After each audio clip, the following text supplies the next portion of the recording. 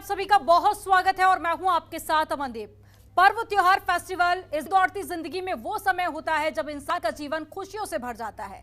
आम आदमी का परिवार साल भर इन 30 त्योहारों का इंतजार करता है। घर के बड़े बुजुर्गों की अपनी पीढ़ियां पुरानी परंपराओं के प्रति आस्था, तो वहीं बच्चों के मन की उमंग इन त्योहारों के जरिए जीवन में रंग भर देती है। लेकिन जब यही त्योहार जिंदगी को मौत में बदलने का कारण बन जाए, जब इन त्योहारों पर जीवन रंगहीन हो जाए, उनका घर, उनकी दुकानें, उनका कारोबार, उनकी जीवन भर की कमाई हिंसा की भेंट चढ़ जाए, तो क्या होगा।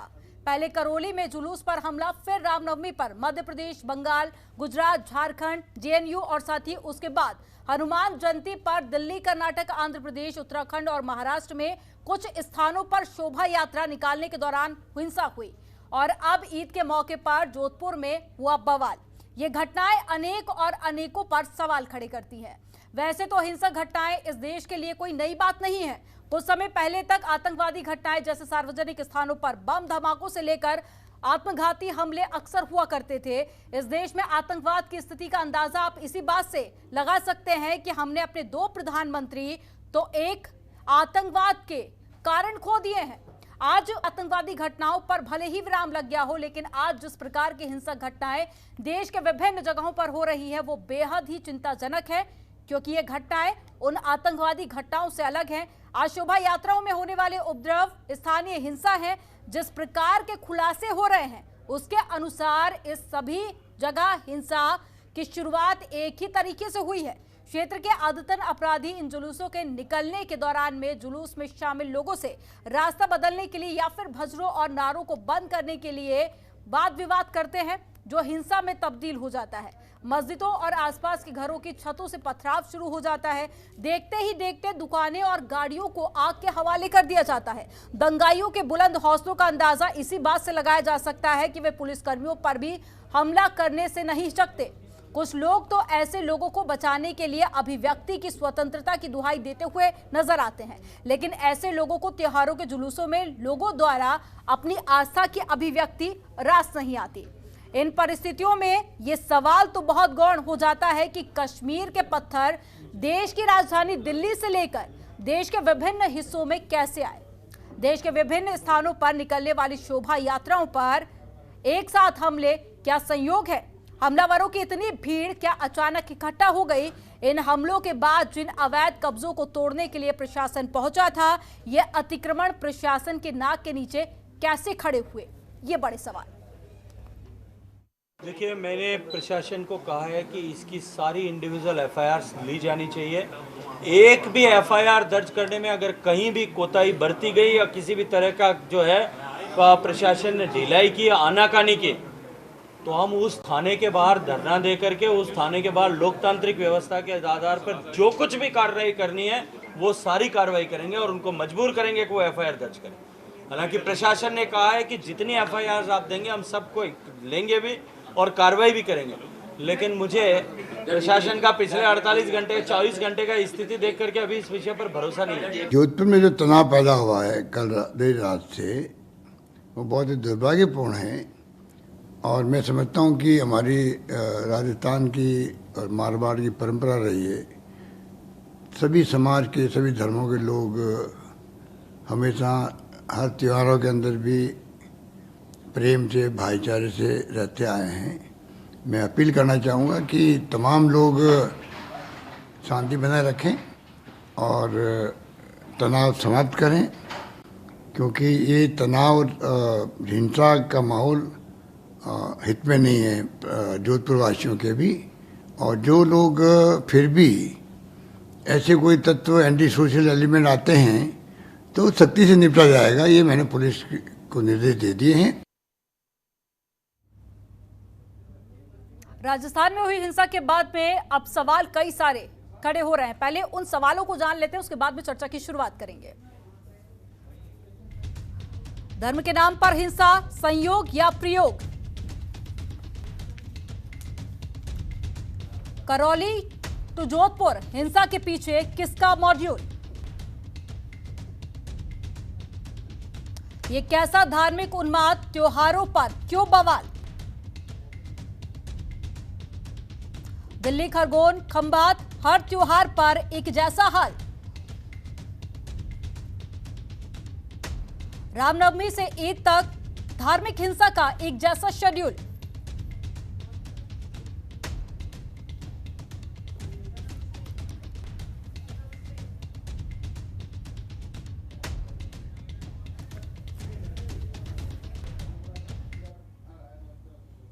तो मेहमानों का परिचय कर लेते हैं, उसके बाद में फिर चर्चा की शुरुआत करेंगे। रमाकांत मिश्रा जुड़ गए हैं, बीजेपी से प्रवक्ता है। रमाकांत जी, बहुत स्वागत है आपका। और आशीष दीक्षित जुड़ गए हैं, प्रवक्ता है कांग्रेस पार्टी से। आशीष जी, आपका भी बहुत स्वागत है। नवीन दुबे जुड़े हैं, नेता समाजवादी पार्टी से। महंत आदित्य कृष्ण गिरी जुड़ गए हैं, हिंदू धर्म गुरु हैं। और साथ ही अबू सैयद दिलावर जुड़े हैं, जो कि मुस्लिम स्कॉलर हैं। आप सभी मेहमानों का जनतंत्र टीवी के इस खास डिबेट में बहुत स्वागत है। शुरुआत आशीष जी आप ही के साथ में करूंगी मैं कि एक महीने में राजस्थान में ये तीसरा दंगा हुआ है, आखिर जिम्मेदार कौन है? देखिए, हम तो उस हिंदुस्तान के पैरोकार हैं मनजीत जी, जिसमें हां से हिंदू मां से मुसलमान होता है, जहां हां से हरी मां से मोहम्मद साहब होता है, जहां हां से हरिद्वार और मां से मक्का मदीना होता है। हमारी पार्टी उस हम की बात करती है।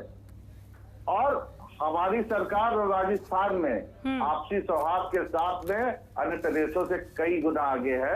अब लफड़े दंगे वो करा रहे हैं जिनका ऐसा इतिहास रहा है, और जो सत्ता में आने के लिए एक गेट पका रहे हैं, माहौल बनाने का काम कर रहे हैं। आज देश में किस तरीके का माहौल बना दिया गया है। आशीष जी वो कौन, नाम लीजिए। भारतीय जनता पार्टी का शुरू से एजेंडा रहा है, तोड़ो और राज करो, माहौल बनाओ और राज करो। आज देश की जनता जो है ये केवल माहौल बना के सत्ता में तो आ जा रहे हैं। विकास के नाम पे क्या काम कर रहे हैं? बिजली से त्राहिमाम कर रहा है पूरा देश। मैं आपसे डिबेट कर रहा हूँ, पता नहीं कब ये रोशनी बंद हो जाए और डिबेट जो है अंधेरा छा जाए। पूरी तरीके से बिजली में पूरी देश जो है जूझ रहा है, सारा व्यापार खत्म होता जा रहा है। ये लोग हिंदू मुसलमान देश को बांटने की साजिश रच रहे हैं। और 80-20 का आंकड़ा जो सेट किया हुआ है, ये पूरी तरीके से ये लोग देश को खोखला कर रहे हैं। किसी भी देश का विकास तब तक संभव नहीं हो सकता जब तक वहां एकता, भाईचारा और प्यार ना हो। और कांग्रेस पार्टी ने इसी एकता, भाईचारा और प्यार के दम पर 70 साल राज किया और देश को जो है कहां से कहां पहुंचाने का काम किया। इन लोगों ने तो देश को गड्ढे में डाल दिया। पूरी तरीके से आपस में खाई हो गई है, आपस में नफरतों का वो शुरू हो गया है, आपस में विवाद हो रहे हैं। देखिए, ये लोग केवल माहौल बनाने का काम कर रहे हैं, माहौल खराब करने का काम कर रहे हैं, देश को तोड़ने का काम कर रहे हैं, साजिश कर रहे हैं। सत्ता में तो माहौल बना के आया जा सकता है, कई प्रदेशों में आए भी हैं। मगर आप हाल देख लीजिए मनदीप जी, पूरा देश को एकजुट होकर खड़ा होना पड़ेगा और इनकी साजिशों को, जो फिरकाप्रस्त ताकतें हैं, इनको जवाब देना पड़ेगा। क्योंकि मुल्क जो है अमन चैन के साथ रहेगा, तभी मुल्क जो है तरक्की की राह पे आगे बढ़ पाएगा। ठीक है, कई सारे गंभीर आरोप आपने भारतीय जनता पार्टी पर लगाए हैं। जवाब ले लेते हैं। रमाकांत मिश्रा जी हमारे साथ में जुड़े हैं, बीजेपी से प्रवक्ता है। रमाकांत जी, जवाब दीजिए।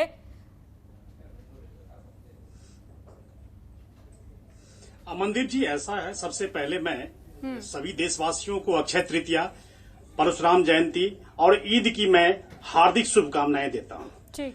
अब देखिए, राजस्थान की बात जब मैं करता हूं तो निश्चित तौर पर अगर देखूं तो वहां की जो कानून व्यवस्था है बिल्कुल चरमराई हुई है। अभी कांग्रेस के प्रवक्ता अभी कह रहे थे जो कि वहां पर भारतीय जनता पार्टी द्वारा सुनियोजित तरीके से ये काम करवाया जाता है, जिनका इतिहास रहा है।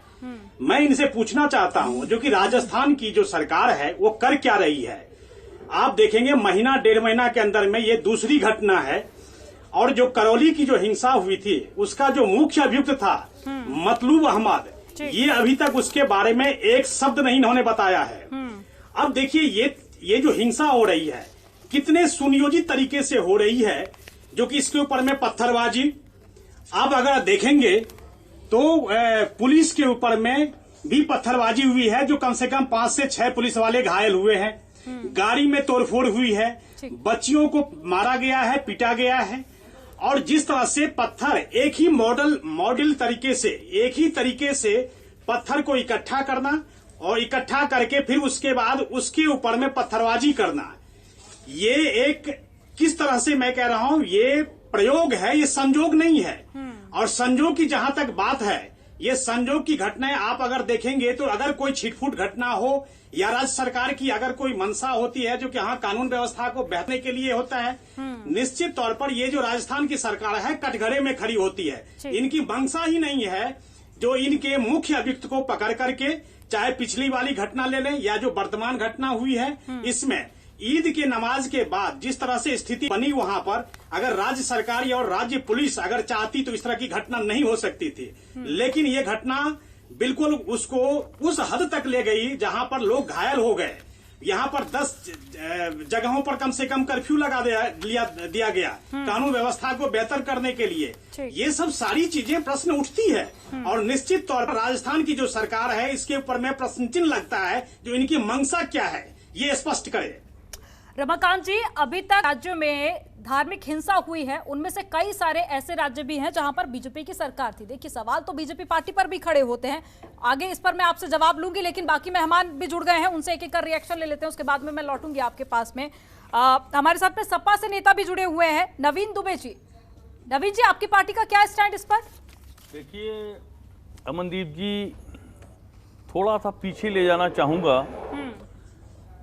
अयोध्या में जिस तरीके से उग्र भीड़ आगे बढ़ रही थी, उस भीड़ के अंदर, मैं बहुत शुरू से लेके जा रहा हूं दंगों के पृष्ठभूमि से, उस भीड़ के अंदर किसी भारतीय जनता पार्टी के नेता का कोई पुत्र नहीं था, किसी विश्व हिंदू परिषद के नेता का कोई पुत्र नहीं था, किसी आरएसएस नेता का कोई पुत्र या परिजन नहीं था।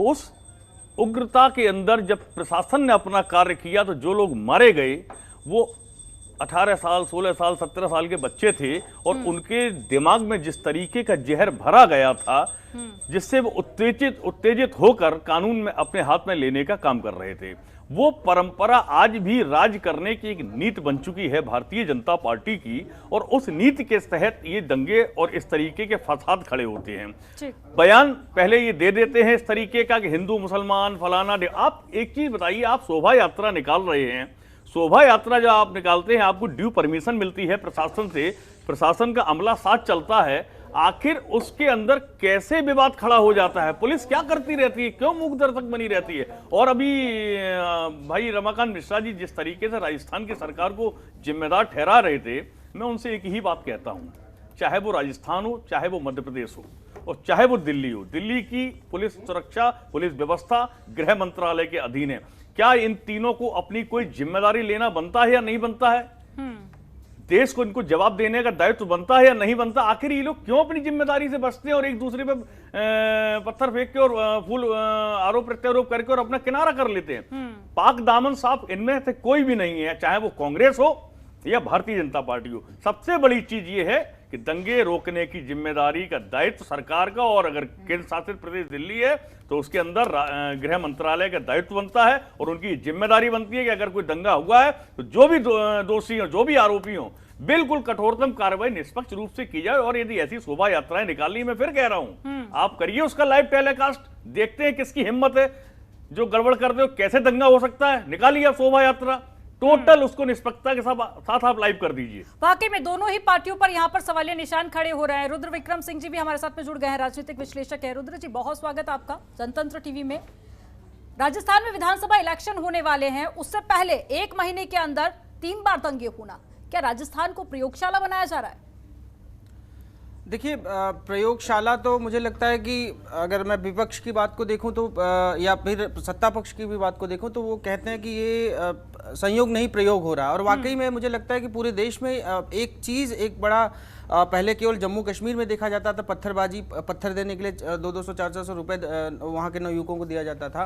अब मैं ये घटना देख रहा हूँ कि पूरे देश में हो रही है। दिल्ली जैसे जगह में पत्थरबाजी हो रही है, राजस्थान में हो रहा है, पंजाब में भी हो रहा था। तो ये पत्थर आखिर अब अगर हम सारी चीज़ों को दरकिनार कर दें, सारी राजनीतिक चीज़ों को दरकिनार कर दें, तो हम एक चीज़ ये देखने की बहुत ज़रूरत है कि आखिर ये पत्थर आते कहाँ से हैं। अगर कोई पहले से प्रायोजित नहीं होता या पहले से लोग ये नहीं सोच के चलते कि नहीं मुझे ये एक पथराव करना है, तो घरों में पत्थर, इतने पत्थर इकट्ठा और सारे पत्थर एक जैसे हैं, यानी कि ये साफ बात है कि पहले से प्री प्लान है और एक जैसे होते हैं और एक समुदाय द्वारा होते हैं। ये भी एक देखने वाली बात है कि एक समुदाय जिसको कि सब लोग जो विपक्ष है वो हमेशा कहता है विशेष समुदाय, वो एक, और अगर कहीं हिंदू अगर वो काम करते तो सीधे सीधे कहता है अरे हिंदुओं ने शोभा यात्रा निकाली, हिंदुओं ने गड़बड़ी करी, हिंदुओं ने ये किया, हिंदुओं ने। लेकिन अगर एक वो शांतिप्रिय समुदाय, जो मैं कहता हूँ शांतिप्रिय समुदाय जो है, वो अगर करता है तो लोग कहते हैं कि विशेष समुदाय ने, अखबारों की अगर हेडलाइन देखिए आप तो भी एक आता है विशेष समुदाय। वहां पे आपको कहने में क्या दिक्कत है? अगर देखिए अगर कोई मुस्लिम गड़बड़ कर रहा है, कोई हिंदू गड़बड़ कर रहा है, तो आपको ये कहने में क्या जाता है या आपको सीधा सीधा लिखने में क्या जाता है कि नहीं नहीं ये मुस्लिमों के लड़के थे जो पत्थरबाजी कर रहे थे। अगर आप गलत को गलत नहीं कहेंगे, सही को सही नहीं कहेंगे, तो ये पत्थरबाजी, गोलीबाजी, बमबाजी ये होती रहेगी। और दूसरी बात, जो अभी सपा के नेता बैठे हैं उन्होंने कहा कि राजनीतिक मंशा, जी बिल्कुल, हाँ राजनीतिक मंशा की बिल्कुल यहाँ पे कमी है। उत्तर प्रदेश में देख लीजिए, लाउड स्पीकर पूरे रमजान के महीने में पूरे प्रदेश से लाउड स्पीकर उतर गए। किसी की हिम्मत नहीं हुई कि वो बोल दे, किसी की हिम्मत नहीं हुई। लाउड स्पीकर की बात होती थी तो मुसलमान सड़कों पे आ जाता था कि लाउड स्पीकर आप उतार के दिखाइए, लेकिन लाउड स्पीकर उतरे और एक मुस्लिम ने एक किसी मस्जिद ने चू से चा नहीं किया, क्योंकि राजनीतिक आप देखिए, तो वही मैं कह रहा हूँ, राजनीतिक मंशा, मंदिर और मस्जिद दोनों जगह से आप उतारेंगे तो कहीं कोई विवाद होने का नहीं। यही अगर सपा गवर्नमेंट कर देती, सपा गवर्नमेंट थी 5 साल, उसके पहले भी गवर्नमेंट कर देती, क्योंकि मैं राजनीतिक मंशा की बात कर रहा हूँ, राजनीतिक मंशा नहीं थी। 5 साल भी तो नहीं रही, 2017 से 2022 तक कहां रही योगी जी की सरकार में ऐसी मंशा? ये तो जब करौली का दंगा हुआ उसके बाद इनकी मंशा समझ में आई। लेकिन कुछ अच्छा काम हुआ है तो आप स्वागत कीजिए ना सर, तभी तो एक साथ आगे आइए। अगर कुछ अच्छा फैसला है तो उसका स्वागत कीजिए ना।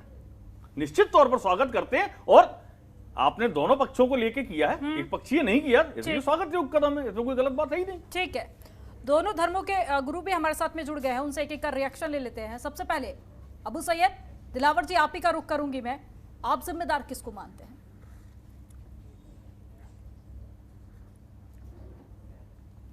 देखिए, सबसे पहले एक चीज समझना पड़ेगा, कहीं भी किसी स्टेट में या किसी भी इलाके में अगर कोई चीज होता है तो ये चीज के लिए जिम्मेदार, लॉ एंड ऑर्डर अगर बिगड़ता है तो उसके लिए जिम्मेदार उस स्टेट की सरकार होती है।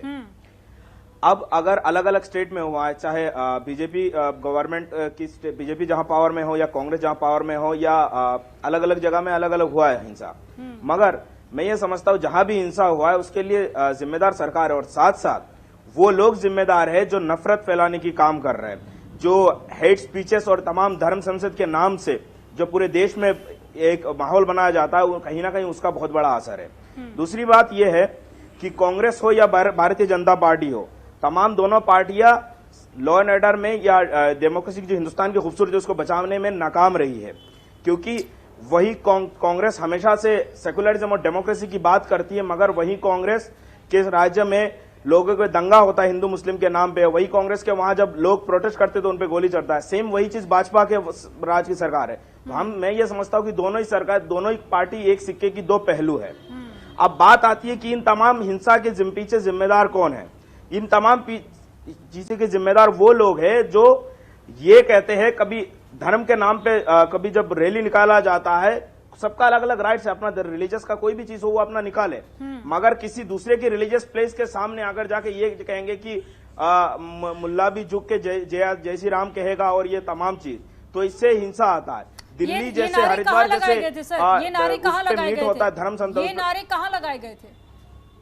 ये नारे ये गाना चला गया, ये मैम इसकी वीडियो है, मैं सुनिए मैम, वीडियो इसकी है, मस्जिद के सामने डीजे पे गाना चलाया गया था कि उस पे राजस्थान में भी चलाया गया। राजस्थान पे 2-3 ऐसे वीडियो है जिसपे मस्जिद के सामने वहां बजाया गया था रामनवमी के दिन कि मुल्ला भी झुक के जय श्री राम के, वो एक गाना है जय श्री राम बोलेगा, वो गाना चलाया गया था।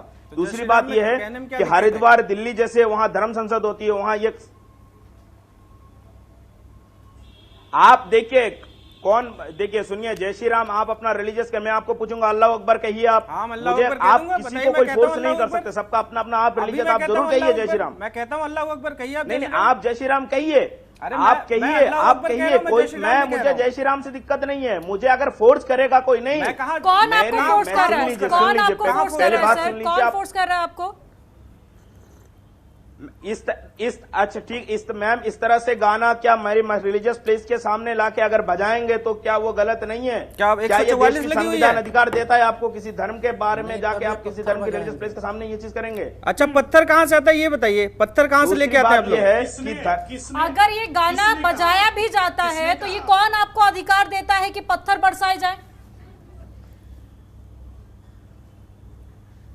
मैम कोई अगर पत्थर बाजने वहां जो भी चीज है वो कार्रवाई चल रही है। हम ये नहीं कह रहे, हम कभी ये इस बात को नहीं कहे कि पार्टिकुलर कोई भी कम्युनिटी जिम्मेदार है। हम कह रहे वो लोग जिम्मेदार है जो नफरत फैलाने की काम कर रहे, जो पार्टिकुलर एक चीज को, जैसे धर्म संसद हुआ उस पे क्या कहा गया था कि कत्ल मुसलमान, हथियार उठाओ और मुसलमान के कत्लेआम करना चाहिए, वैसे लोग जिम्मेदार है। मैं पार्टिकुलर किसी रिलीजियस को नहीं कह रहा कि वो धर्म जिम्मेदार है, कोई धर्म जिम्मेदार नहीं है, क्योंकि कोई भी धर्म नफरत करना नहीं सिखाता है। वो लोग जिम्मेदार है जो नफरत फैलाने की काम करे अपनी सियासत की रोटी सेकने के लिए, क्योंकि देश की जो डाइवर्ट करने के लिए वो चीज किया जा रहा है। अब रही बात कि आप सवाल उठ रहे कि पत्थरबाजी कौन कर रहा है और ये गाना कौन चला रहा है, इसका जिम्मेदार सरकार है। अगर दिल्ली में देखा जाए तो उसके होम मिनिस्ट्री के अंडर में आता है। होम मिनिस्टर की जिम्मेदारी है कि जो लोग हैं उन पे कार्रवाई होनी चाहिए। या राजस्थान में जो चीज हो रहा है उसको राजस्थान सरकार यानी कि जो कुछ हुआ उसके जिम्मेदार सरकार है। सर पार्टी भी बता दीजिए, कांग्रेस या बीजेपी, केंद्र सरकार या राज्य सरकार? देखिए अगर राजस्थान की बात करेंगे तो कांग्रेस है, दिल्ली की बात करेंगे तो भारतीय जनता पार्टी है, क्योंकि ठीक है, जिस स्टेट में जो सरकार है वही जिम्मेदार है, तो बीजेपी है। ठीक है, लेकिन सर थोड़ा सा क्लियर कीजिए यहाँ पर। एक तरफ आप कह रहे हैं कि नारेबाजी की गई, उसके बाद पत्थरबाजी की गई, दूसरी तरफ आप कह रहे हैं कि सरकार जिम्मेदार है। जिम्मेदार कौन है? कोई एक बात रखिए आप। जिम्मेदार मैं ये कह रहा हूँ, जिम्मेदार सबसे ज्यादा सरकार है, क्योंकि जो नफरत की काम कर रहे हैं उनके खिलाफ कार्रवाई नहीं कर रही है सरकार। ठीक, तो सबसे बड़ा जिम्मेदार सरकार है। अगर सरकार इन पे कठोर से कठोर कदम लेती तो कार्रवाई हुई तो दिल्ली में ये सब धर्म और ये सब बारे नारा वगैरह नहीं लगता। ठीक है, उसको लेकर मैं जवाब लूंगी, लेकिन महंत आदित्य जी आपका रुख करूंगी मैं। अब आपका क्या स्टैंड है इस पर? देखिए अमनदीप जी, ये इतना साधारण विषय नहीं है और इसको हल्के में लेने की बिल्कुल भी ज़रूरत नहीं है। जैसे कि अभी थोड़ी देर पहले रुद्र विक्रम सिंह जी ने कहा कि सबसे शुरू में हम लोग जो जम्मू कश्मीर में इस प्रकार की प्रतिक्रियाएं देखते थे कि वहाँ पत्थरबाजी होती थी सेना के ऊपर, और जम्मू कश्मीर के लोग किसको फॉलो करते थे? वो ISIS के लोगों को और जितने भी तमाम अंतर्राष्ट्रीय आतंकवादी मुस्लिम जो है संगठन हैं उनको फॉलो करके ही उन्होंने ये सब सीखा। भारत में कभी भी इस प्रकार से पत्थरबाजी नहीं हुई, लेकिन उन्होंने उनको फॉलो किया और सीखा। उसका विस्तार धीरे धीरे जो भारत के अनेक राज्यों में लगातार होते जा रहा है। अभी हम इसका ट्रेलर देख रहे हैं और ये साधारण बात नहीं है, ये मात्र एक ट्रेलर है।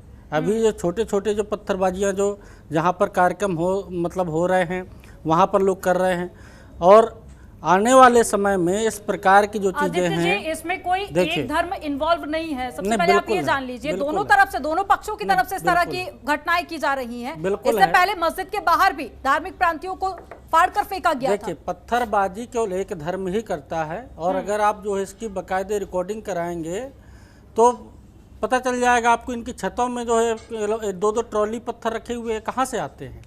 ये कहीं से उड़ करके आ रहे हैं क्या पत्थर? या सपा के और कांग्रेस के कार्यकर्ता जा करके वहाँ जो है पत्थरों को समेट करके रखते हैं इनकी छतों के ऊपर? वहाँ से कोई भी निकलेगा तो उनके ऊपर पत्थर चलाएंगे। मान लीजिए किसी मुस्लिम बस्ती से कोई हिंदू या कोई हिंदू साधु निकलता है तो उसके बच्चे जो है वहाँ से पत्थर मारेंगे छत के ऊपर से। ऐसा भी होता होगा, हो सकता है छोटी घटनाएं होती हों इसलिए वो जो मीडिया की नज़र में ना आती हूँ, लेकिन ये भी संभव है। लेकिन नवीन जी आप अपनी डिबेट में आप बोलिएगा, आप एक रेफर कर रहा हूँ, आपका जब समय आए तो आप बोलिएगा। लेकिन ये जो सोचने वाली बात है कि अगर ये लगातार पत्थर ऐसे क्यों रखे रहते हैं, इसका सीधा सा मतलब ये है कि इनकी गली से, क्योंकि ये लोग इकट्ठे रहते हैं, ये लोग पूरा जो है पाकिस्तान बना करके पूरी तरह से शहरों में होता है, पहले प्री प्लान किया जाता है, उसके बाद में इस तरह की घटनाओं को अंजाम दिया जाता है। यही कहना चाह रहे हैं सर? पाकिस्तान बना करके रहते हैं, और अगर कोई हिंदू 1-2 हिंदू भी अगर निकलेंगे तो उनके ऊपर ही पत्थर निश्चित रूप से बसता होगा। इसमें कोई संदेह नहीं होना चाहिए किसी को। और ये अभी मात्र शुरुआत है, आने वाले समय में गृह युद्ध की स्थिति बनने वाली है इस देश के अंदर। अगर शासन प्रशासन जो है ये कांग्रेस और सपा के लोग इसी प्रकार से अपनी आंखों में जो पट्टी बांधे रहे सेकुलरिज्म की, तो इस देश का हिंदू उस परिस्थिति को भुगतेगा जिस परिस्थिति क्या को चाहते हैं स्वामी महाराज जी, अब ये बताइए कहना क्या चाहते हैं, फिर मैं शुरू होऊंगा ना, तो आप जवाब नहीं दे पाएंगे, मैं बोलूंगा अभी आपके नवीन जी, मैं ये कहना चाहता हूँ कि जब भारत और पाकिस्तान का बंटवारा हुआ था तो 12% आबादी थी जो है पाकिस्तान के अंदर हिंदुओं की। आज वहाँ सिमट करके हम 1% हो गए। भाग रहे हैं आप, विषय पर आइए। नहीं, आज वही विषय है, वही विषय। आज हम सिमट करके 1% हो गए। आशीष जी बीच में इंटरप्ट मत कीजिए, आशीष जी बीच में इंटरप्ट मत कीजिए, मैं दूंगी आपको मौका। आने वाले समय में ये स्थिति भारत और जो पाकिस्तान और बांग्लादेश में जो हिंदुओं की स्थिति है वो भारत में होने जा रही है। जल्दी से मुस्लिम स्कॉलर का जवाब ले लेती हूँ, उसके बाद में फिर मुझे ब्रेक के लिए भी रुकना है। अबू सैयद जी, देखिए, सबसे पहले बात किसी भी, ये भाई कह रहे कि कोई अगर साधु जाता है तो मुस्लिम इलाकों से वहां पुलिस वो पत्थरबाजी होती है और वो चीज होती है।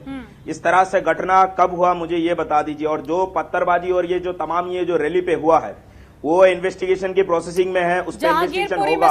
हम कभी भी अगर उस पे कोई जिम्मेदार अगर मस्जिद के ऊपर से पत्थर फेंके गए थे और पहले से वहां पर रखे गए थे, उस मामले नहीं वो हनुमान जी की मूर्ति तोड़ दी गई, वहाँ हनुमान जी की मूर्ति तोड़ दी गई और साधु के ऊपर पत्थर बजाया गया। उन्होंने ये कहा कि कहीं मैं जय श्री राम का या तो आप बोल दीजिए या तो मुझे बोलने दीजिए, बीच में इंटरप्ट मत करिए। नहीं, रुद्र विक्रम जी आगे मौका दूंगी, ऐसे बात नहीं पहुंच पाएगी किसी तक, बोलिए।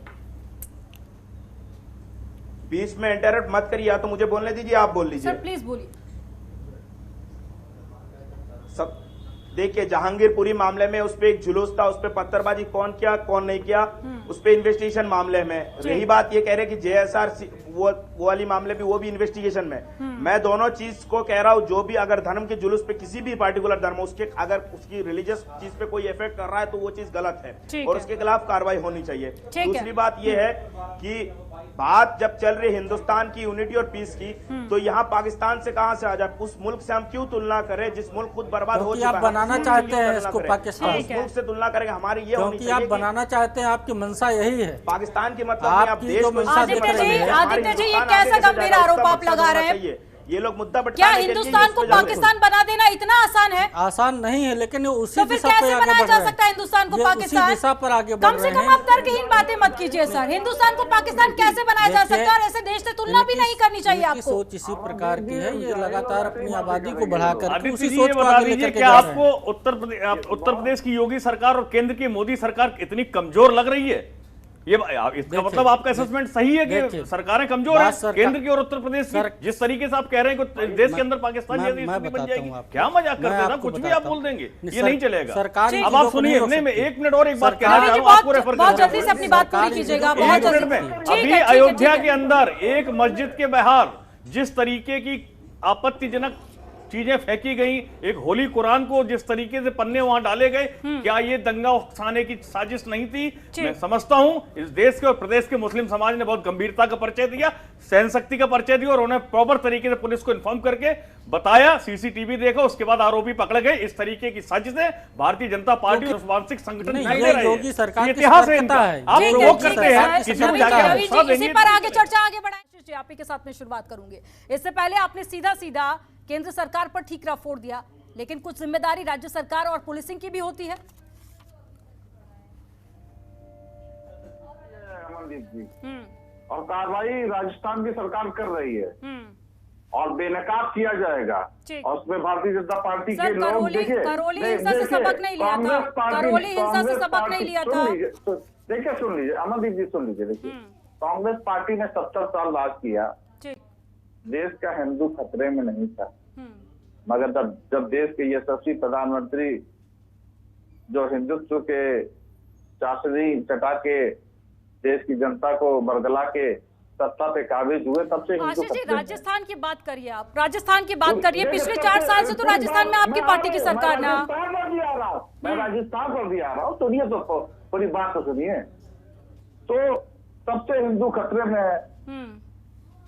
जरा से 20% मुसलमान जो है पूरे देश पे कब्जा कर लेंगे, इस तरीके की बात किया जाता है। ये लोग RSS का एजेंडा जो चला रहे हैं, देश में केवल नफरत फैला रहे हैं और एक माहौल बनाने का काम कर रहे हैं। हाँ, RSS का एजेंडा आप ऐसे राज्य में पहुंच जाता है जहां पर आपकी पार्टी की सरकार है सर। ये बात बोलकर आप अपनी पार्टी पर सवालिया निशान खड़े कर रहे हैं, आप अपनी पार्टी पर सवालिया निशान खड़े कर रहे हैं। आने वाले समय में चुनाव है, आने वाले समय में चुनाव है, जब पोलराइज करने के काम करेंगे तो भाजपा को फायदा होगा। जिस तरीके से यहाँ उत्तर प्रदेश में फायदा लिया, उसके बाद जो है घटना हो रही है, अयोध्या में घटना हो रही है, उसको छुपाया जा रहा है। देखिए मैं बार बार ये कह रहा हूँ कि देश की तरक्की तभी संभव है जब इस तरीके की राजनीति को खत्म किया जाए, और ये जो नफरत की दीवारें खड़ी करने का प्रयास करा जा रहा है, कि नफरत की खाई खोदने का प्रयास कर रहा है, उससे अंकुश सर मुझे बस एक सवाल का जवाब दे दीजिए, मुझे बस एक सवाल का जवाब दे दीजिए जी। राजस्थान में आपकी पार्टी की सरकार है, कुछ जिम्मेदारी बनती है, कुछ जिम्मेदारी बनती है आपकी, कुछ जिम्मेदारी बनती है। हमारी सरकार है और दोबारा भी कार्रवाई हो रही है अशोक गहलोत जी। एक नहीं, दो नहीं सर, ये तीसरी घटना सर, ये तीसरी घटना, 2 घटनाओं से भी आप सबक नहीं सीखे। देखिए लगातार कांग्रेस पार्टी वहां पर जो है मुस्तैदी से काम कर रही है, जांच कर रही है, जितने भी आरोपी हैं उन पे कठोरात्मक कार्रवाई करने का काम किया जाएगा, और जिन्होंने अपराध किया है उनको बख्शा नहीं जाएगा। ठीक है। रमाकांत जी कुछ बोलना चाह रहे हैं, उनको सुन लेते हैं। रमाकांत जी। अमनदीप जी ऐसा है यहाँ पर आजीज जी बोल क्या रहे हैं मुझे नहीं समझ में आ रहा है, जो कि ये बोलना क्या चाह रहे हैं। राजस्थान की सरकार जो है उसकी जिम्मेदारी पूरी बनती है, जो कि प्रशासनिक व्यवस्था का ख्याल रखता है वहाँ पे। अब आप देखिए, अरे सुन लीजिए आप, अरे सुन लीजिए आशीष जी मैंने आपको बोलने का मौका दिया, प्लीज बीच में इंटरप्ट मत कीजिए। आशीष जी प्लीज जिम्मेदारी लेने की जिम्मेदारी लेना नहीं चाहते और सुनेंगे भी नहीं, जिम्मेदारी भी नहीं लेंगे, ये नहीं चलेगा। ये जिस तरह की सेलेक्टिव पॉलिटिक्स नहीं चलेगी। अब सवाल खड़े कर रहे हैं तो जवाब भी ले लीजिए ना आशीष जी, सवाल खड़े कर रहे हैं तो जवाब भी ले लीजिए ना, बीच में इंटरप्ट मत कीजिए। आशीष जी बीच में इंटरप्ट मत कीजिए, वरना आपकी आवाज को मुझे डाउन करवाना पड़ेगा। प्लीज बीच में इंटरप्ट मत कीजिए। 1 महीने के अंदर में 3 हिंसा हो गई और उसके ऊपर में कोई कार्रवाई नहीं। मतलूब अहमद कहाँ है? उसको खोजने की जिम्मेदारी किसकी है? उसको ढूंढने की जिम्मेदारी किसकी है? ढूंढने की जिम्मेदारी किसकी है? आशीष दीजिए, मैं पूछना चाहता हूं आपसे। अब मेरा जवाब सुनिए, मेरा जवाब सुनिए। आशीष जी मेरी रिक्वेस्ट है आपसे, प्लीज बीच में इंटरप्ट मत कीजिए। आशीष जी मेरा जवाब बीच में इंटरप्ट मत कीजिए। अब जब सवाल खड़े करें तो जवाब ले लीजिए सर। आशीष जी मेरा जवाब सुनिए, आपको मेरी जवाब सुननी पड़ेगी। आपकी सरकार है वहाँ पर, आपको मेरी सुननी पड़ेगी। आशीष जी मजबूरन आपकी आवाज को डाउन करवाना पड़ेगा और ऐसे डिबेट नहीं हो पाएगी। प्लीज एक कर अपनी बात रखिए। आशीष जी मैंने आपको बोलने का मौका दिया, प्लीज बीच में इंटरप्ट मत कीजिए, मेरी रिक्वेस्ट है आपसे। आपको मेरा जवाब ठीक है रमाकांत जी बात पूरी कीजिए अपनी। जवाब दीजिए ना, ये पहले मेरा जवाब दीजिए। मैं कह रहा हूँ राजस्थान सरकार की पूरी जिम्मेदारी बनती है। 1 महीने के अंदर में 3 हिंसा हो गई और उसके ऊपर में आपने इसका कैलकुलेशन बताने का काम करिए। अरे सुन लीजिए पहले। आशीष जी ऐसे डिबेट नहीं हो पाएगी, प्लीज बीच में बार इंटरप्ट मत कीजिए। अरे सुन लीजिए पहले, अरे सुनिए पहले आशीष जी प्लीज बीच में मेरा जवाब सुनिए, आप बोलिए। अमनदीप जी ऐसा है, अब इन्होंने आरएसएस के ऊपर में आरोप लगाया। ठीक। मैं कह रहा हूं जो कि मोहन भागवत जी देश में एकता और अखंडता की बात कर रहे हैं। अब देखिए नवीन जी ने प्रश्न किया था जो कि अयोध्या में जिस तरह से हिंदू कुछ व्यक्तियों ने जो है सो वहां पर कुछ आपत्तिजनक चीज फेंका गया। हाँ। उसके ऊपर में राज्य सरकार ने क्या किया? एनएसए लगा दिया। ठीक। राजस्थान के सरकार के अंदर में आज 1 महीने के अंदर में 3 बार हिंसा हो गई। किसके ऊपर में एनएसए लगाया इन्होंने? किसके ऊपर में एनएसए लगाया? पहले अरे सुनिए पहले आप मेरा जवाब सुनिए। ममता बनर्जी ट्वीट करती है आज ईद के मौके पर में आज ट्वीट करती है, क्या कह रही है? We are not scared, we know how to fight. इस देश में डरा कि कौन किसको रहा है? ये क्या बोलना चाह रही है? ये आज ईद के मौके पर जहां पर सौहार्द की बात करती हो वहां पे वे कह रहे हैं we know how to fight. ठीक है, इस तरह का शब्द कौन यूज कर रहा है? ठीक है। पश्चिम बंगाल के अंदर में हिंसा, पंजाब के अंदर में हिंसा, आज अगर हम बात करें राजस्थान के अंदर में हिंसा, ये कौन करवा रहा है? ये डराने की जो कोशिश है कांग्रेस और पार्टी बीजेपी पर आरोप लगा दीजिए, आरोप प्रत्यारोप का जो ये दौर चला रहे हैं ना, इसको बिल्कुल अपने अंदर झांकने की कोशिश करिए। आप दोनों ही पार्टियां पल्ला झाड़ लीजिए। रुद्र विक्रम जी, देखिए, अभी कुछ बात हो रही थी कि जहां मुस्लिम आबादी है और ये है वो है, मैं उस पर एक उदाहरण देना चाहता हूं। मुझे लगता है सब लोग गौर से सुनिए और इसको आप लोग गूगल भी कर लीजिएगा और हाईकोर्ट का ऑर्डर भी पढ़ लीजिएगा। तमिलनाडु के पेरुम्बलूर में एक वी कलाथुर गांव है। 2011 से पहले वहाँ एक बहुत पुराना मंदिर है, उस मंदिर की पूजा होती थी लगभग 1 हफ्ते की पूजा, वो हमेशा 2011 से पहले। धीरे धीरे एक मुसलमान आके वहां बसा, उसके बाद 2011 तक आते आते वहां मुसलमानों की आबादी ठीक ठाक हो गई। अब उन्होंने 2011 के बाद से वहां पे जो मंदिर की पूजा होती थी 1 हफ्ते की, उस पूजा को रुकवा दिया। बोला क्योंकि हम यहाँ रहते हैं इसलिए जो वर्षों से, कई 100 वर्षों से पूजा होती थी वो पूजा यहाँ नहीं होगी। हिंदू धर्म के लोगों को कोर्ट जाना पड़ा। हाई कोर्ट ने 2020 में जाके 8 वर्षों तक उस मंदिर में पूजा नहीं हुई, 8-9 वर्षों तक। 2020 में जाके मद्रास हाई कोर्ट ने फैसला दिया कि नहीं भाई, यहाँ पे जो रिचुअल्स थे, पूजा होती थी, वो पूजा कंटिन्यू होगी। तब जाके उस डीएसपी का, पुलिस फोर्स का वहाँ पे प्रोटेक्शन मिला। वो भी प्रोटेक्शन के बाद, हाई कोर्ट के ऑर्डर के बाद प्रोटेक्शन मिला, तब जाके उस मंदिर में पूजा संपन्न हो पाई। और वो वर्षों से चली आ रही परंपरा को सिर्फ इसलिए रोक दिया गया क्योंकि मुस्लिमों की जो आबादी थी वहाँ पे, एक मुसलमान वहां बसता था, उसके बाद वहां पे अनेक मुसलमान आ गए।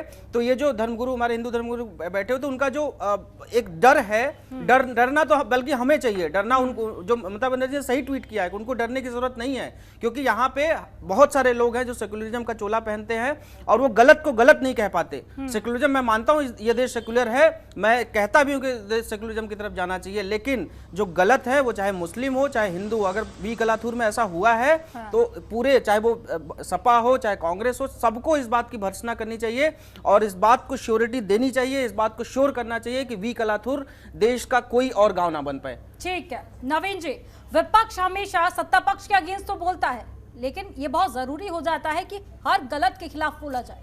रुद्र विक्रम जी, आपने जो विषय साउथ का उठाया, वास्तव में वो विषय हमने पढ़ा है।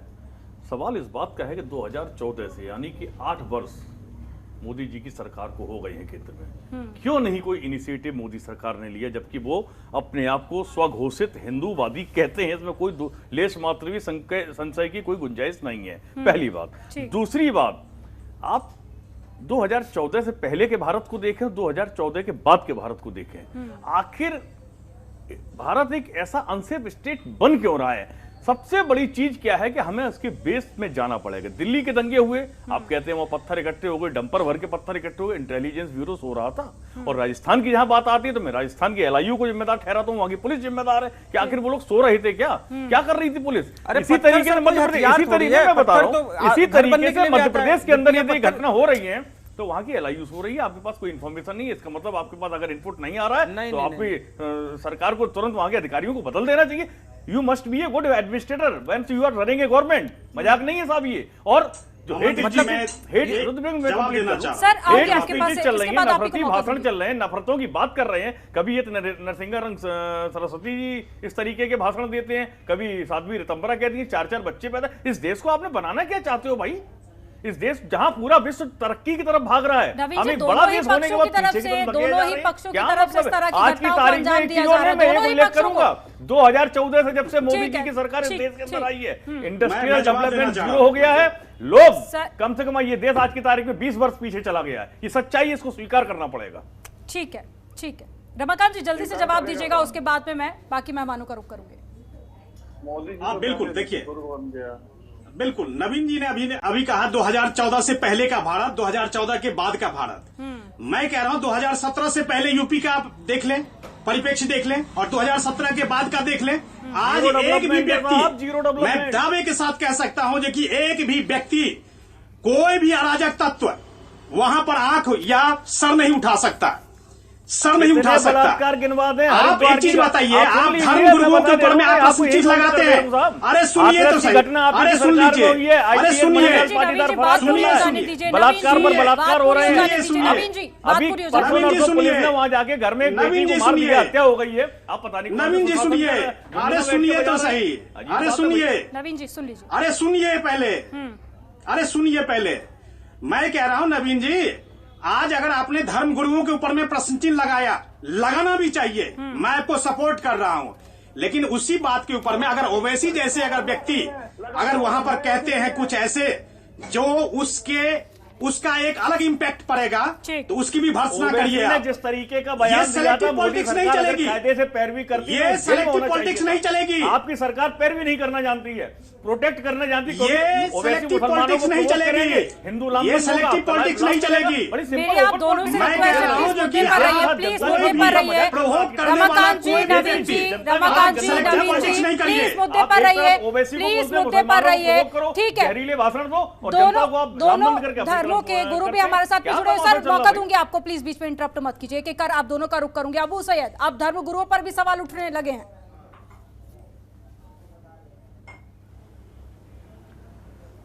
देखिए, सबसे पहले ये तमाम पहले मैं अपनी ये बात रखूंगा कि जो बीजेपी कांग्रेस को दोष दे रही है और कांग्रेस बीजेपी की दोष दे रही है। मैम, सबसे पहले हमें रियलिटी पे बात ये करना पड़ेगा कि जितने भी धर्म वो नफरत फैलाने की काम किए गए, क्या कौन सी सरकार ने कितना एक्शन लिया गया। जो लोग कहते हैं कि हिंदुस्तान की झंडा को हम नहीं मानते, हम भगवा झंडा हमारी झंडा है, हजारों ऐसे वीडियोज है, उन लोगों के खिलाफ क्या prevention of insult to national honour act 1971 section 3 के तहत कौन सी सरकार ने कार्रवाई की, ये देखना पड़ेगा। किसी भी सरकार ने नहीं की। वो लोगों के खिलाफ क्या उन सरकार ने कार्रवाई की जिन्होंने कहा था कि मुस्लिम औरतों को बलात्कार करनी चाहिए, सरकार पूरी खामोश थी। तीसरी बात ये देखना पड़ेगा, लिया गया था सर, गिरफ्तार भी किया गया, उसके बाद में माफी का वीडियो भी सामने आया था, उसके बाद में माफी का वीडियो भी सामने आया था, गिरफ्तारी हुई है सर। गलत जानकारी शेयर मत कीजिए, गिरफ्तारी हुई उसकी, गलत बयानी मत करिए। रमाकांत जी बात पूरी, रमाकांत जी बात पूरी हो जाने दीजिए। मैंने अबू सैयद बात गलत बात नहीं बोले ना ये, ठीक है सर, मैंने करेक्ट कर दिया, बात पूरी हो जाने दीजिए। मैम, प्रिवेंशन ऑफ इंसल्ट चला रही है, ये इस तरीके की बात कहने के लिए। आशीष जी आपको मौका दूंगी, प्लीज बीच में इंटरप्ट मत कीजिए आप कोई भी। अबू जी बात पूरी कीजिए। मैम, मैंने क्या कहा कि prevention of insult to national honour act 1971 उसके तहत लिया गया क्या एक्शन, ये देखना पड़ेगा। क्योंकि उन लोगों ने कहा था कि भारत भगवा झंडा हमारी झंडा है, मतलब नेशनल ऑनर एक्ट उसकी डिसऑनर किया गया। दूसरी बात, इन्होंने संविधान के खिलाफ बोला। तीसरी बात, इन्होंने ये कहा था कि सुप्रीम कोर्ट में जो भरोसा करेगा वो अपनी जिंदगी खराब कर देगा। तो इस चीज से क्या समझ में आता है, मैं ये कतई नहीं कर रहा, बहुत सारे ऐसे सुप्रीम कोर्ट की जजमेंट हो जिससे आप खुश नहीं हो सकते या हम खुश नहीं हो सकते, वो आपकी राइट से आप खुश नहीं होते। लेकिन सुप्रीम कोर्ट पे या देश की जो नेशनल फ्लैग है या नेशनल की जो ऑनर है उसके खिलाफ आप बोलेंगे, इसके बाद अगर उस एक्ट के खिलाफ कार्रवाई नहीं होती, सरकार खामोश रहती, इसका मतलब क्या है कि वो सरकार कहीं ना कहीं उनको साथ दे रही है, ये चीज समझना पड़ेगा। दूसरी बात, धर्म के नाम पर जितने भी जहां भी वो हो रहा है वहां बिना सरकार के इन्वॉल्वमेंट में वो दंगा बढ़ ही नहीं सकता, चाहे राजस्थान हो, चाहे मध्य प्रदेश हो, ये दिल्ली हो। इससे पहले मस्जिद के बाहर जो घटना हुई उसको लेकर 7 लोगों की गिरफ्तारी हुई, ठीक है, सीसीटीवी कैमरे के आधार पर गिरफ्तारियां हुई है और बहुत जल्दी वो गिरफ्तारियां हुई थी, बहुत जल्दी एक्शन लिया गया था। उससे पहले जो आप वाकया बता रहे हैं उसको लेकर भी गिरफ्तारी हुई है, सारी धाराएं भी लगाई गई है, उसके बाद में माफी का एक वीडियो भी सामने आया। नहीं, वे prevention of insult national. Ma'am बागवा झंडा वाले पे दिखा दीजिए, बागवा झंडा जिन्होंने कहा कि बागवा झंडा हमारी देश की झंडा है, तिरंगा नहीं है, उनके खिलाफ कार्रवाई हुई है या नहीं, बताइए। Prevention of insult to national honour act के तहत हुआ, ये बता दीजिए मुझे। ठीक है, जबकि उसके खिलाफ होना चाहिए। मैम, तो एक बात होती है एक्शन नाम के वास्ते लेना, अगर आप आईपीसी के एक छोटा सा सेक्शन लगा देंगे फिर क्या होगा। जो कार्रवाई होनी चाहिए, सख्त कार्रवाई होनी चाहिए, न्यूट्रली होनी चाहिए। उसको लेकर मैं रमाकांत जी से जवाब ले लूंगी, दूसरी बात रमाकांत जी से जवाब ले लूंगी। जल्दी बात पूरी कीजिए आप सर, जल्दी बात पूरी कीजिए, बाकी मेहमानों का भी रुख करना है मुझे। मैम, दूसरी बात, पिछली जुलाई में 2021 की जुलाई में सुल्लीडिस और बुल्लीडिस हुआ, मुस्लिम औरतों की तस्वीर बेची गई, एक्शन क्यों नहीं ली गई? इसके बाद जब जनवरी में उससे आदित्य जी, नहीं, धर्म गुरुओं पर भी सवाल उठ रहे हैं, धर्म गुरुओं पर भी सवाल उठ रहे हैं। अगर इस तरह की घटनाएं हो रही है तो ये जिम्मेदारी आप लोगों की बनती है कि आप एकता की अपील करें। एक मिनट सर, मैंने आपको बोलने का मौका दिया, बाकी मेहमानों को बोलने दीजिए प्लीज सर। ठीक है, मैं उसको लेकर जवाब ले लूंगी, लेकिन बहुत सारे लोगों की गिरफ्तारी हो चुकी है। आदित्य जी, अभी जो अबू सैयद जी ने जो भगवा झंडा पर जो आपत्ति दर्ज की उसको लगाने पर मैं इस पर विशेष आपत्ति दर्ज करना चाहता हूँ, क्योंकि भगवा आज से नहीं है, भगवा सनातन का प्रतीक है और जब से भारत है तब से हम भगवा को सर झुका करके प्रणाम करते हुए चले आए। भगवा कोई आरएसएस का प्रतीक नहीं है ना बीजेपी का प्रतीक है। भगवा इस भारत का संपूर्ण हिंदू समाज उसको मानता है। और आज आपको भगवा से परेशानी होगी, आज आपको तिरंगा का दर्जा नहीं दिया जा सकता ना, तिरंगा का दर्जा नहीं दिया जा सकता, नेशनल फ्लैग नहीं कह सकते, मैंने कहा फ्लैग नहीं कह सकते। सर बीच में इंटरप्ट, अमनदीप जी मैंने कहा बीच में इंटरप्ट मत कीजिए, बीच में इंटरप्ट मत कीजिए। देखिए मैंने किसी के बीच में नहीं बोला, कृपया मुझे बोलने दें। सैयद जी प्लीज बीच में इंटरप्ट मत कीजिए, जल्दी बात पूरी कीजिए। देखिए भगवा झंडे की हम बात करें तो हम सनातन संस्कृति की बात करें कि सनातन संस्कृति में हम सब लोग उनको भगवा को पूछते हैं। और आज मान लीजिए जो है भगवा का ये लोग विरोध आज इन्होंने करना शुरू कर दिया है। कल को तो ये तिलक लगाने पर, जनेऊ पहनने पर और जो चोटी रखने पर भी जो इनकी आपत्ति होगी कि भाई आप लोग भारत में रह करके तिलक क्यों लगाते हो, चोटी क्यों रखते हो, जनेऊ क्यों पहनते हो। तो इस प्रकार की चीजें जो भारत की संस्कृति का हिस्सा हैं, इस पर जो है आशीष जी प्लीज मेरी रिक्वेस्ट है बीच में इंटरप्ट मत। इस पर टिप्पणी करना बहुत लौटूंगी सर, देखिए सारे मेहमान है कि कर मुझे सभी का रुख करना है। प्लीज सर बीच में इंटरप्ट मत कीजिए जल्दी। सर मैं आप ही को मंच दे रही हूँ, उसके बाद आप ही को मंच दे रही हूँ। कोई भी टिप्पणी बर्दाश्त नहीं की जा सकती है, संपूर्ण हिंदू समाज का अपमान होगा। आपने वहां से जो जोधपुर की जो घटना घटी है, सबसे पहले आपने वहां से भगवा झंडा हटाया। आपकी हिम्मत कैसी भगवा झंडा हटाने की? वहां उसको लेकर एक्शन होगा सर, उसको लेकर एक्शन होगा। ठीक है, फिर वहां पर जाकर सर जो हरा झंडा फहराते हैं। आशीष जी अब राजस्थान में आपकी पार्टी की सरकार है, कब तक एक्शन होगा, कब तक कार्रवाई होगी? और अब तीसरी घटना से क्या सबक लेगी पुलिस? निश्चित ही अमनदीप जी, मैं बार बार कह रहा हूँ एक्शन होगा। जिस तरीके की बातें हो रही हैं देखिए डिबेट में कि यहाँ पर जनेऊ पे प्रतिबंध लग जाएगा, टीके पे प्रतिबंध लग जाएगा। हम लोगों की संख्या इतनी ज्यादा है, हमारे स्पष्ट कहना चाहता हूँ ऐसा कुछ नहीं होने जा रहा है। हिंदुओं को डरने की जरूरत बिल्कुल नहीं है, बिल्कुल भी नहीं है। हिंदुओं को बिल्कुल डरने की जरूरत नहीं है। आशीष जी सिर्फ हिंदुओं को नहीं, किसी भी धर्म के लोगों को यहाँ पर डरने की जरूरत नहीं है। सबसे धर्म से ऊपर हमारा संविधान है, उसको भी समझने की कोशिश होनी चाहिए। डराने की जरूरत है। जब हम डरना और डराना छोड़ देंगे देश की तरक्की तभी होगी, तभी बढ़ेगा, आपस में प्यार तभी बढ़ेगा। लेकिन सर केंद्र सरकार पर ठीकरा फोड़ने से कुछ नहीं होगा ना, आप भी तो अपनी गलती स्वीकार कर लीजिए। मीडिया की भी है गलती, मीडिया अमन जी सुन लीजिए। ठीक है, अभी आप कह रही थी धर्मगुरुओं को राजनीति में आना चाहिए, ये नहीं आना, क्यों इन्वॉल्व हो रहा है, उनके ऊपर उंगली उठ रही है। तो मैं कहना चाहता हूँ ये मीडिया की भी जिम्मेदारी है कि जब राजनीतिक डिबेट हो उसमें धर्मगुरुओं को नहीं आमंत्रित करना चाहिए। ये जो धर्म में राजनीति और राजनीति में आशीष जी ये आप नहीं बताएंगे, ये आप नहीं बताएंगे।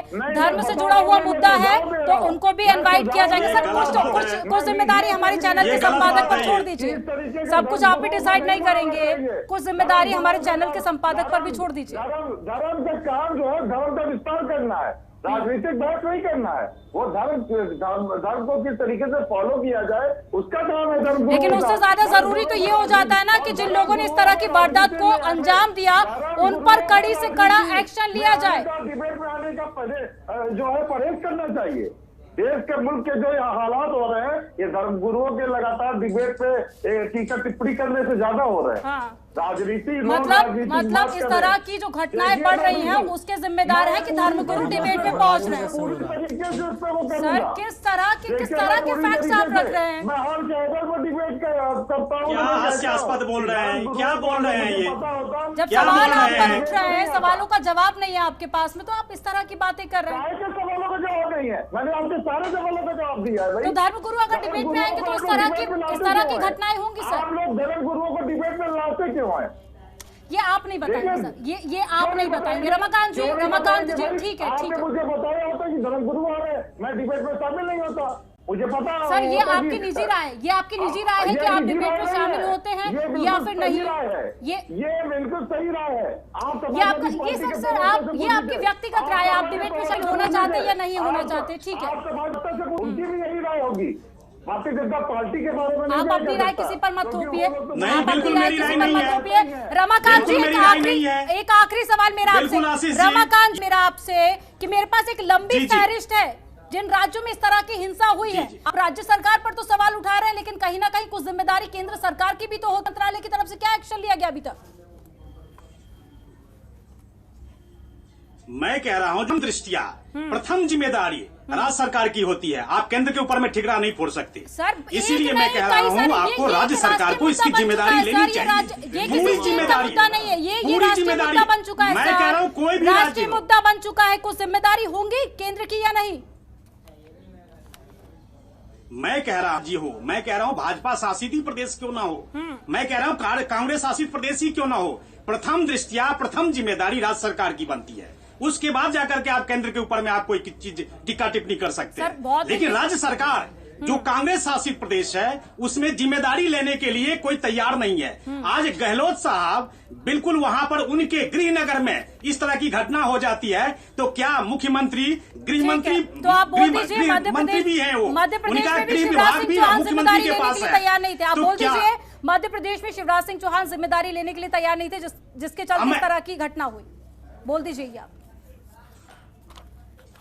मैं देखिए ऐसा है, जो आप खरगोन की बात कर रहे हैं, खरगोन एक हिंसा हुई उसके नहीं मैं कह रहा हूं आपको, मैं बता रहा हूं आपको, उत्तर प्रदेश हो चाहे मध्य प्रदेश हो, वहां पर आपने देखा जो कि घटना को किस तरह से निस्तारित किया गया और किस तरह से उसको पर में कंट्रोल किया गया। यहां पर जब सिलेक्टिव पॉलिटिक्स कर रहे हैं यहाँ पे, ये बिल्कुल गिनी चुनी जो एक तुष्टीकरण एक वर्ग विशेष को जो है सो तुष्टीकरण की नीति के आधार पर जब आप कार्रवाई करेंगे तो इस तरह की घटनाएं आपके पास, इस तरह की घटनाएं आपको होती रहेगी। इसलिए राज्य सरकार की जिम्मेदारी है जो पूरी तरह से इसके ऊपर में बिल्कुल निष्पक्ष तरीके से, ये राष्ट्र का मुद्दा बन चुका है और इसको लेकर जल्द ही कोई समाधान निकाला जाना चाहिए, क्योंकि घटनाएं लगातार बढ़ती ही जा रही हैं और ये सभी की जिम्मेदारी है। केंद्र सरकार, राज्य सरकार, विपक्ष, तमाम पार्टियों की जिम्मेदारी है कि आगे आकर इसको लेकर बैठक कर समाधान निकाला जाए। आप सभी मेहमानों का हमारे साथ में जुड़ने के लिए बहुत शुक्रिया। तो लगातार इस तरह की घटनाएं बढ़ती जा रही है, लेकिन सवाल यही कि अब इसका समाधान कैसे होगा और कैसे ये घटनाएं रुकेंगी। फिलहाल इस डिबेट में इतना ही। आप देखते रहिए जनतंत्र टीवी।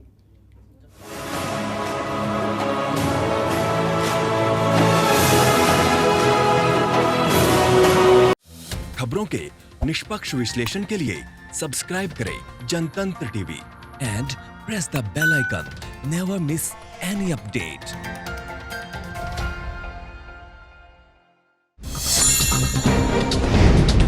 डाउनलोड कीजिए जनतंत्र टीवी ऐप को, जो कि अवेलेबल है गूगल प्ले और ऐप स्टोर पर। अधिक जानकारी के लिए अभी डाउनलोड करें।